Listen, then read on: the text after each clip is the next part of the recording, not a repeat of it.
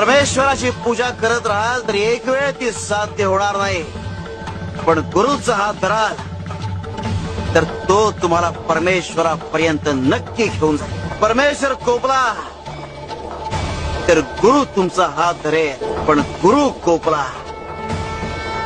तर परमेश्वर सुद्धा काही करू शकणार नाही. गुरु करा, गुरु जपा, तरच उद्धार आहे. आणि म्हणूनच समुद्र मंथनाच्या वेळी जेव्हा हलाहल विष बाहेर पडलं तेव्हा देवांनी काय केलं?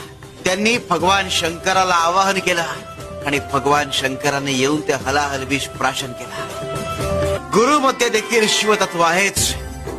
तेव्हा अशा कठीण प्रसंगी तुम्ही गुरुला आवाहन केलं पाहिजे.